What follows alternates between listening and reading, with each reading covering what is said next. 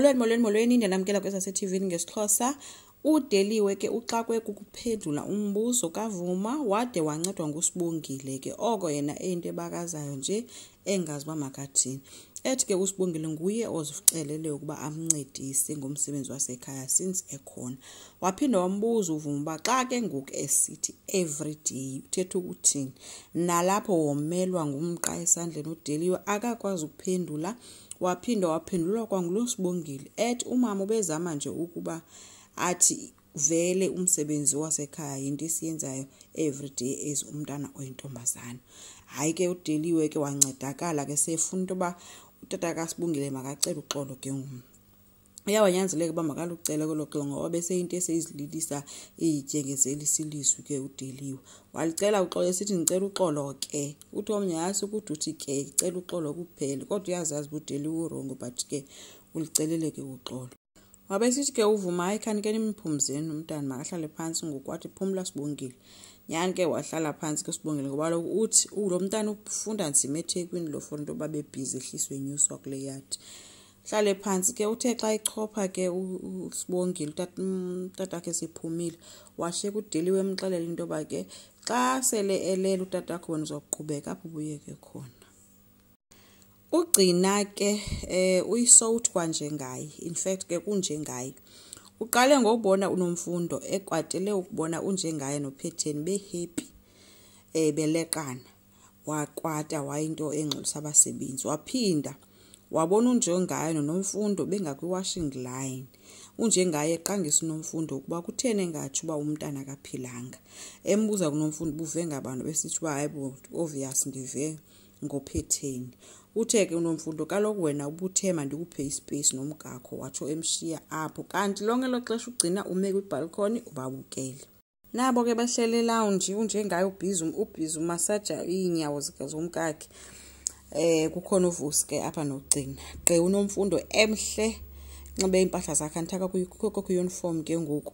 Uzotsho ke into ba uyahamba ke unje ngaye yena akasaboni wonke omnye umuntu lapha uyena umuntu ambonayo ngamehlo wakhe ngoku kulonomfundo umjonge.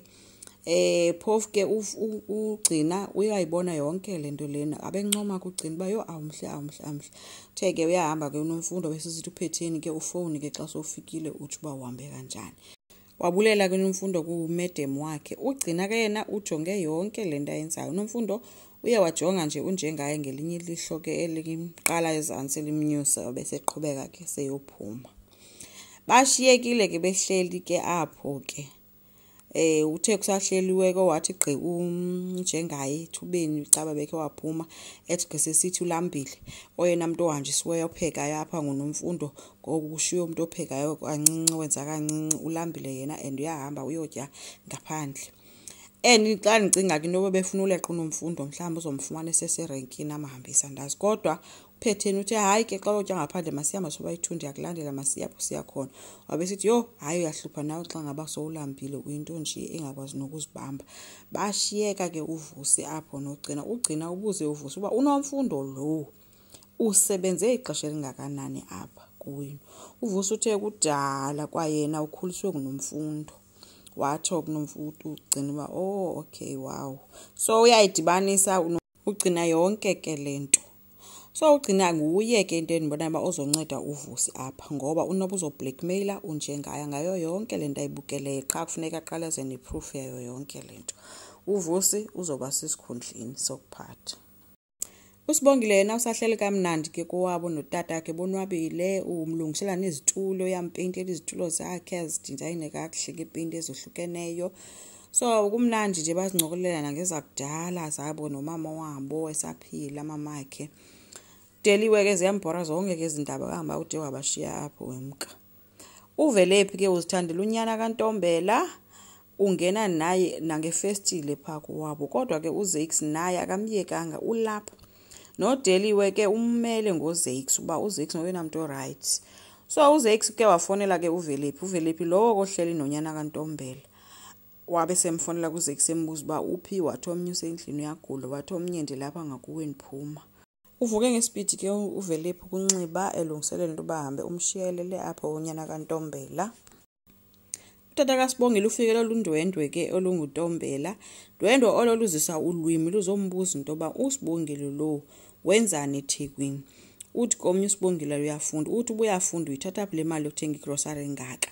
So omnye uthi into ba nina umthetho wakhona xa kufika umuntu nibala igrocery yakhe uba ingakanani, uthi hayi ngaphandle kokubala uzungathi uve ngam. Kodwa uSibongile uyibonile imoto ebehamba ngayo bingakanani. Hamba ngesibavu thina ezamoto sizigqibela uzibona eTV. Wabe sesithi into esiyivayo into ba uSibongile uthengisa ngomzimba eThekwini. Yiyo lana nemali engaka. Yo, hayi ke utata kaSibongile kumleqa ngebhench ukuphuma Ntombela emgxothe ethi make mkepha. Kodwa ke uye waphinda wabuyela endlini wahlala phansi noSibongile.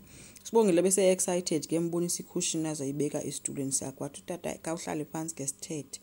Bathe ke abethetha besemxelela ngoku ngendlela akhula ngayo uSibongile nangendlela ababevula buvuya ngayo befumana umntana wentombazana onguye bembona nje uzoba iblessing kule family. And ngokwenene uyafunda ngoku zonke izinto ziyenzeka ngohlobo abehala ngalo. Wathi wambuza ke ngonto ba kukhona into endifuna ukuyazi ke ngoku eyi1 wenza ntoni eThekwini. Kangakwazi uSibongile uphendula ke into eginyamathe nje ethule bengekaphenduli. Kumke ingasavela athethi inyani qha uSibongile uba wenzani eThekwini kwenza kuzovela lo deli wokhohla ke leyo wenza umntana abe luxuku ngolhlobo. Asazi ke enkosi ngicela siqhubeke subscribe, like, singakhomenta futhi bye.